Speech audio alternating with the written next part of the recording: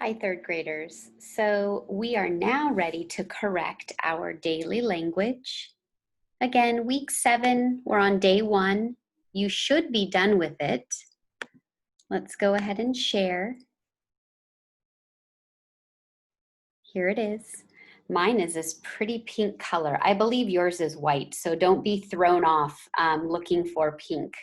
I don't know why my copy is pink. Anyway, again, be sure yours says week 7, day 1. I've already put the date on mine. Today is 10-12-20, Monday.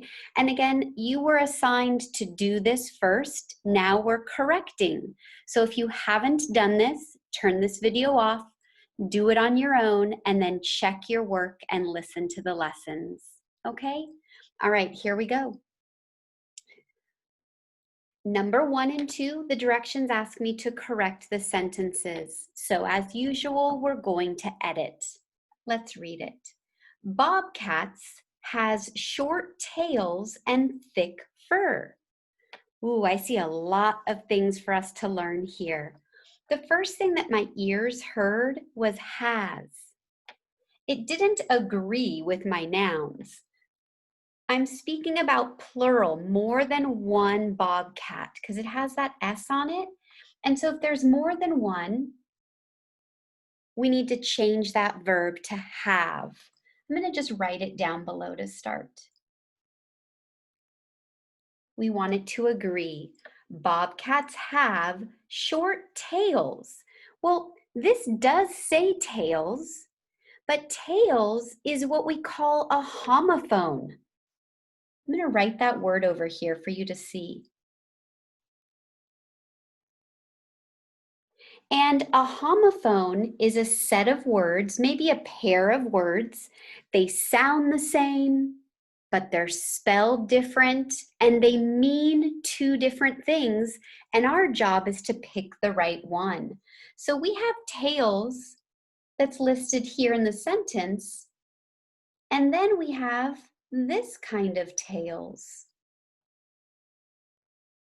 So we have to decide which one is correct. I'm going to tell you this one is not correct. This is like a story, a tale that we might read, like a fantasy. This is the correct one. This is like an animal's tale. So we're going to take this one out. I'm just going to take the whole thing out and rewrite the right kind of tales. Bobcats have short tails and thick fur. Again, another homophone. This is exciting. So let's write the two, fur and fur. So again, homophones is a set of words.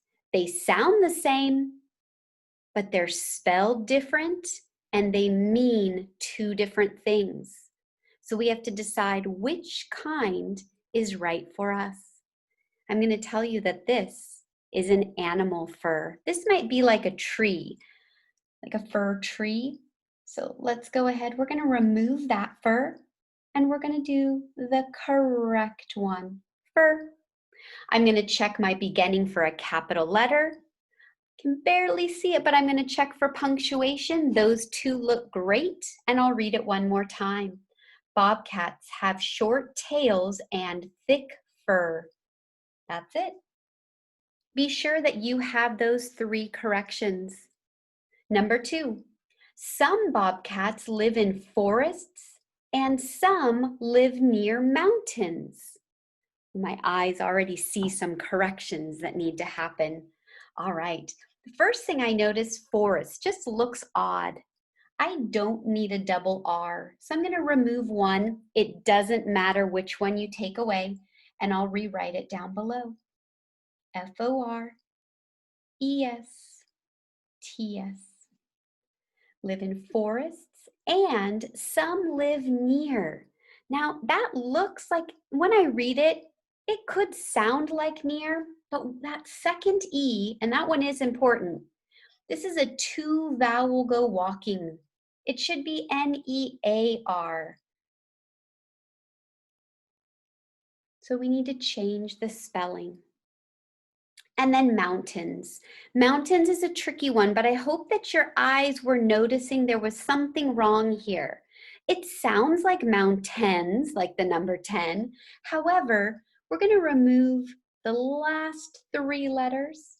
It's like ain, tain, and I'll rewrite it. This is one of those words you just kind of have to remember. Mountains. I kind of say it funny. All right, let's read it. Some bobcats live in forests and some live near mountains. I'm going to check for a capital and I'm going to check there is punctuation, except I covered it up. So there was a period there, so that's good to go. I'll give myself a mark. Be sure you have those corrections. Okay. We're on to number 3. Circle the prepositions. I'm going to highlight the word. Try saying that word, prepositions. Great. A preposition tells us about the subject. That means who or what is this about? Many bobcats live in caves or under logs. So we're talking about bobcats, okay? What about them? So if I was to split this, bobcats is my subject. We started talking a little bit about subjects, didn't we? Bobcats is what my sentence is about. Now, the preposition will tell us something about what is happening. And I also see an S here. Prepositions, that's plural. That means there will be more than one that I need to circle, okay? So what about them? They live in caves or under logs. Actually, yeah, there are. In caves and under logs. So those are the 2 prepositions. It tells us about how they live. And that's what a preposition does. It talks to us about what's happening with the bobcats. So it tells us they live in and under. Those are the 2 prepositions. Okay? Give yourself a mark for number 3. Those are a little tricky. We'll continue to talk about prepositions and prepositional phrases. Finally, we're going to add ERS, to the bold verbs. Okay, we're going to see what that does. So our job first is to add that. And then our second step is to circle if now our new words are verbs or nouns, action words, or people, places, or things. Let's go add ers. Let's go add E-R-S, E-R-S. Let's read it. Bobcats are good climbers and hunters. By adding ERS, that actually gives human characteristics to words. So before I added it, my bold word said climb. That was a verb. That was an action. Once I add ers to it, now it's climbers.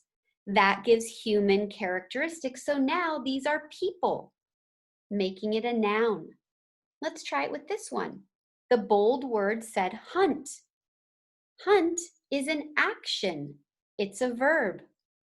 When I say hunters, now it's people, making it a noun. So by adding ER or ERS to words, we change verbs into nouns. Very cool, isn't it? Okay, that was probably a little tricky too, so I hope you understood what I just said, how ERS, ERS, changes action words into people. All right, 3rd graders, make sure you've got those corrections and make sure you're marking it so that when I collect this work, I know that you took time to correct it. All right, I will see you soon.